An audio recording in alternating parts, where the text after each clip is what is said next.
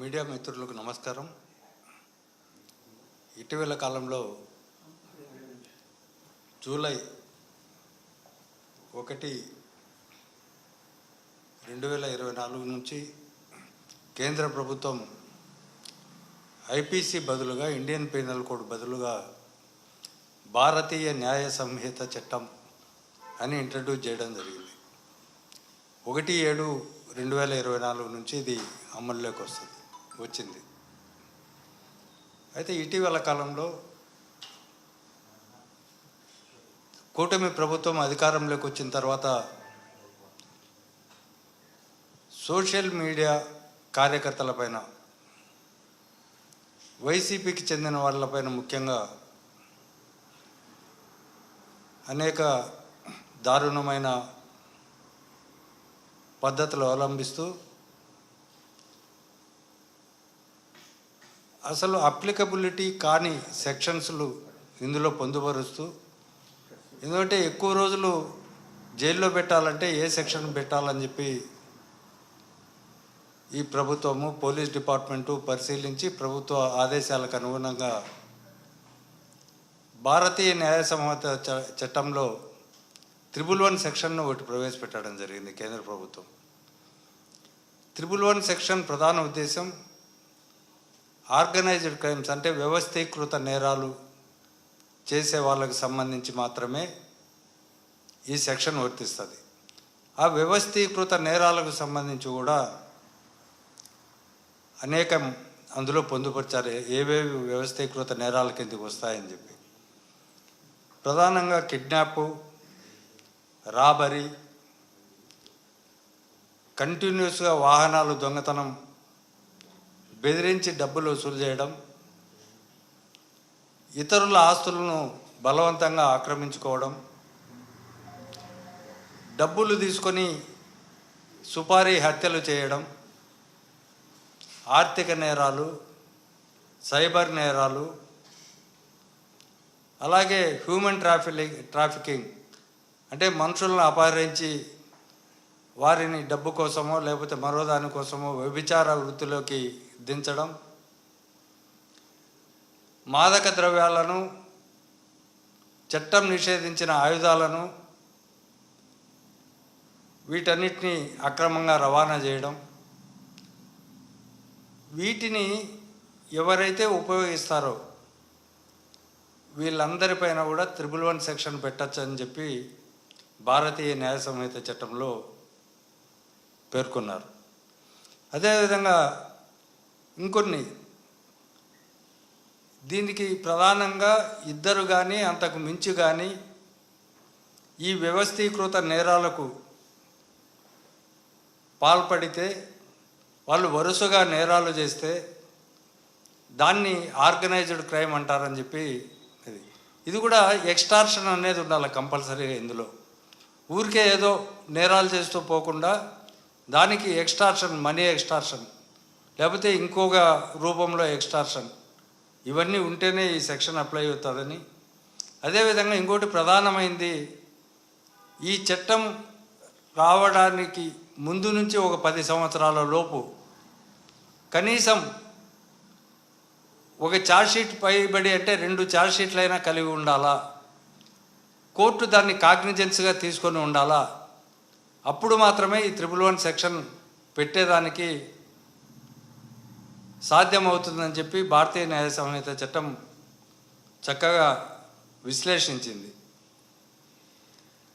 అయితే ఇంకా ఆర్థిక నేరాలు, ఫోర్జరీ, దొంగ కరెన్సీ నోట్లు ముద్రించడం, హవాలా ట్రాన్సాక్షన్స్, తర్వాత ఆన్లైన్ స్కీమ్స్ ద్వారా ప్రజలను మోసం చేయడం, బ్యాంకులను మోసం చేయడం, తద్వారా ఆర్థిక ప్రయోజనం పొందడం, ఇట్లాంటి నేరాలు కూడా ఈ 111 సెక్షన్ కిందకు వస్తాయి.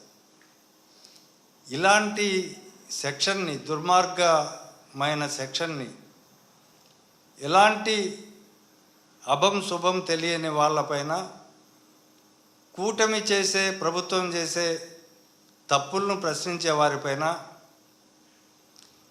వీళ్ళను చాలా కాలం పాటు జైళ్ళలో ఉంచడానికి ఈ 111 సెక్షన్ని విచ్చలవిడిగా ఉపయోగించడం ఈ రాష్ట్రంలో జరిగింది. అనేక మంది ఈ దీని ద్వారా జైళ్ళలో ఇప్పటికీ మగ్గుతున్నారు. దీనిపైన క్వాష్ పిటిషన్లు కూడా మేము వేశాం.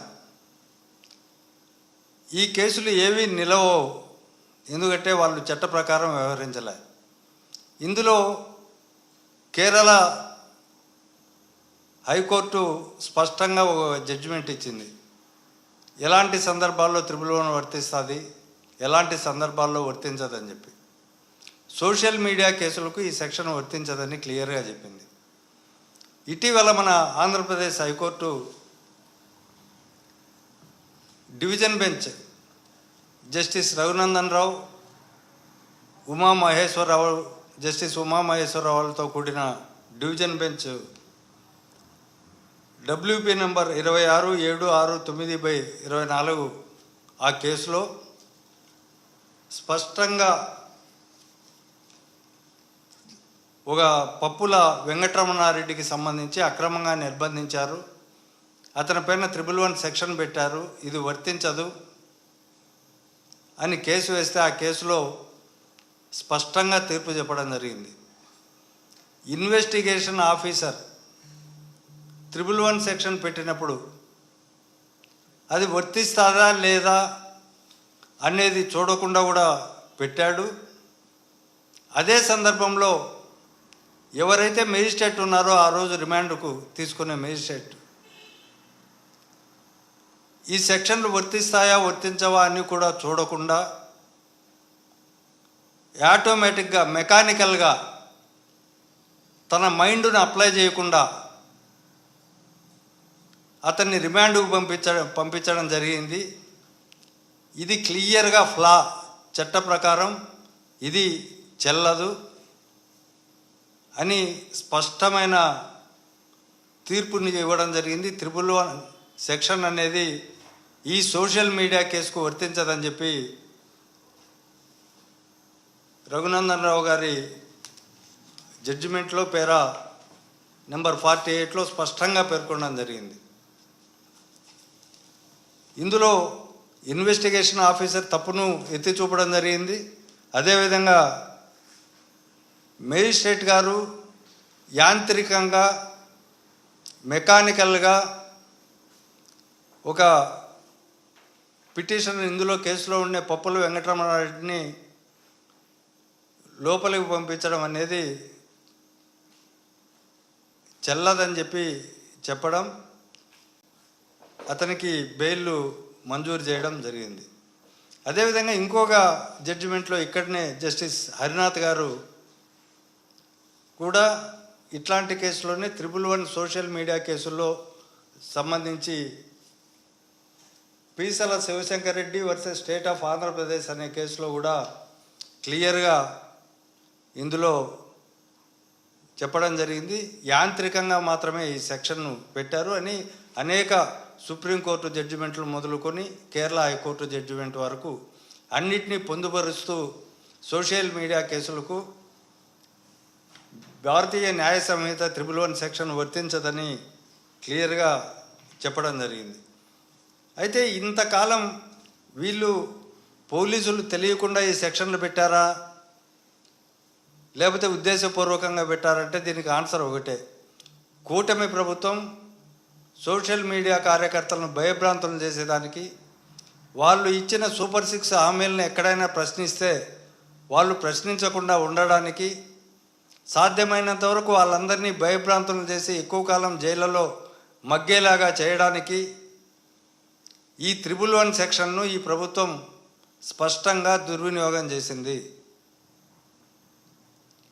వీరందరిపైన ఈ సెక్షన్లు పెట్టిన వాళ్ళ పైన కూడా మేము వీటన్నిటిపైన క్వాష్ పిటిషన్లు వేస్తున్నాం. దీనికి బాధ్యులైన అధికారుల పైన కూడా ఇది చేస్తున్నాం. కొంతమంది మేజిస్ట్రేట్లు క్లియర్గా చదివి 111 సెక్షన్ వర్తించదని చెప్పి కూడా రిమాండ్ను రిజెక్ట్ చేస్తూ అక్కడే పర్సనల్ బాండ్ పైన కూడా ఇచ్చిన ఉదంతాలు కూడా ఇందులో ఉన్నాయి.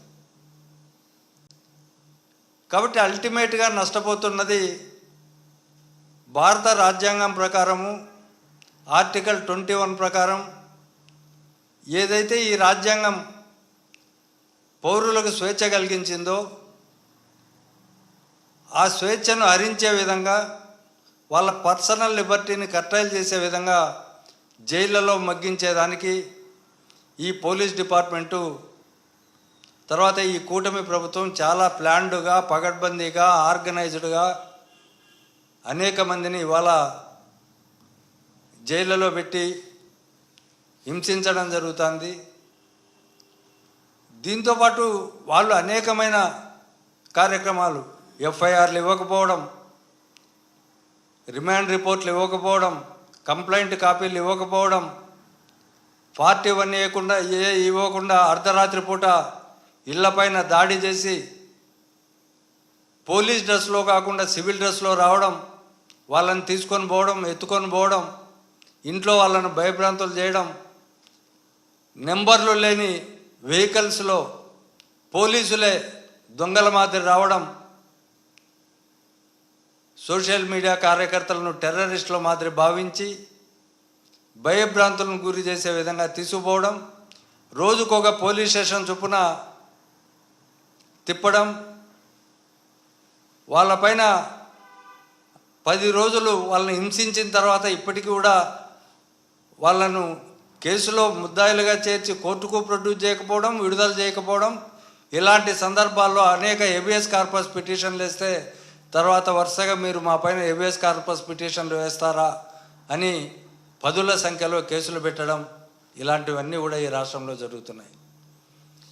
దీనికి బాధ్యులైన వారిని వీరిపైన చట్ట ప్రకారం మేము న్యాయవాదులుగా ఎవరిని స్పేర్ చేయం. దీనికి బాధ్యులైన ప్రతి పోలీస్ అధికారి శిక్షించబడతాడు, కోర్టులో ముద్దాయిగా నిలబెట్టాల్సి వస్తుందని మేము ఈ సందర్భంగా హెచ్చరిస్తున్నాం.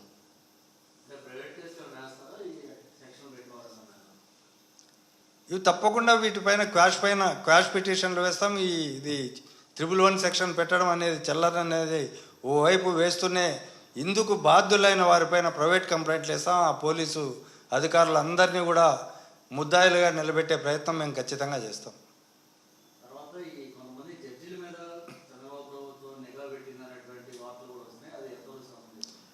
ఈ వార్తలు చూసిన తర్వాత మేము కోర్టులలో ఈ సందర్భంగా అనేక మంది మాట్లాడుతున్న మా న్యాయవాద సోదరులు మాట్లాడుతున్న సందర్భంలో ఇవి చూసి మేము తీవ్ర దిగ్భ్రాంతికి లోనయ్యాం, ఆశ్చర్యపోయాం.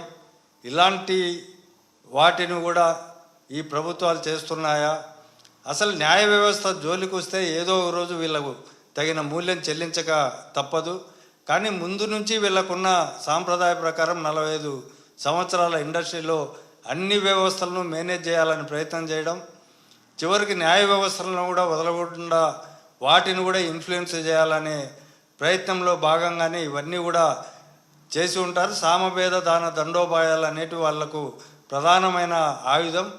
వాళ్ళ దారిలోకి రాకపోతే ఏవైనా చేస్తారనే దానికి ఈ నిఘా పెట్టడం జడ్జిలపైన ఇవన్నీ కూడా చాలా తీవ్రంగా మేము దీన్ని ఖండిస్తున్నాం. కానీ వీళ్ళ పప్పులు న్యాయస్థానాల ముందర కుదరవు అని చెప్పి మాత్రం ఈ సందర్భంగా తెలియజేస్తున్నాం.